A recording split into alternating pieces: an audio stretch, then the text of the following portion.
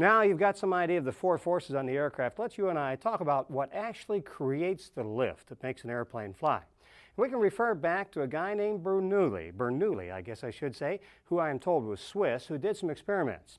And what he did is he forced moving air through a narrow point in a tube. Now, a narrow point in a tube is called a venturi. And he put some gauges in here, and he measured the air pressure as it went through this narrow point in the tube.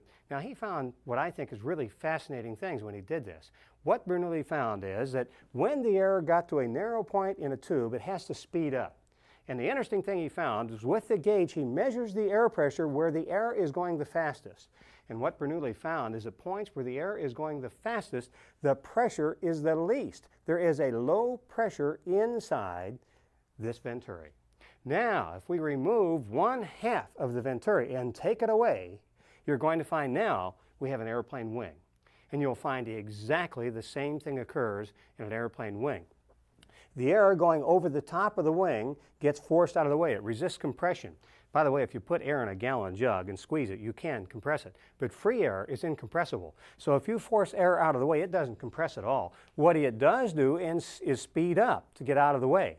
And Bernoulli's law says, and here's the trick, Bernoulli's law says at places where the air is going the fastest, like over the top of the wing, the air pressure is less. So over the wing of an airplane, what you really have is a low pressure area up over the top of the wing and a relative high pressure area underneath the wing. And that's that pressure differential that creates lift. That's what makes the airplane fly. You have low pressure over the top of the wing, high pressure area underneath the wing. And that pressure differential will occur anytime the air is flowing smoothly over the surface of the wing and conforming to the surface of the wing. Now let's you and I take a look at a couple terms the FAA wants you to know about. First of all, if you take a look at an aircraft wing, and if you draw a line from the trailing edge of the wing up here to the leading edge, that line is roughly called the chord line, and it points the direction the wing is pointed. Now if the wing is going this way, the wind will be coming from the opposite direction. They call that the relative wind because it's the wind relative or in relation to the wing itself. And so if the wing is going this way, the relative wind will be coming the opposite direction. Now this angle between the chord line of the wing and the relative wind is called the angle of attack. And the FAA wants you to know that, and they call that an acute angle, meaning it's the small way around, not the big way around. The small angle here is called the angle of attack. Now the FAA is going to ask you that terminology question, so let's you and I take a look at figure 1 back in the back of the book in the FAA pages back there, and they're going to ask you what is acute angle A here? Well, here we have the chord line of the wing, here we have the relative wind. That angle is called the angle of attack. So that's one of the things you need to know is angle A is called the angle of attack. Now, the angle of attack determines how much lift there will be on a wing. Let's you and I take a look at a wing actually flying in an airplane. Here's an airplane flying along, and we have it in a wind tunnel with smoke going over it. And as you increase the angle of attack, the lift gets greater. But however, I said there's only lift as long as the air conforms with the surface of the wing. Now, when you get the angle of attack so high, the air can no longer conform with the surface of the wing. And instead of flowing smoothly over the surface of the wing, it backfills and burbles and eddies. Lift is destroyed and the aircraft is said to have stalled. Now let's take a look at a close-up picture of exactly what we just saw there. We increase the angle of attack of this wing, and as it increases, we change the angle of attack.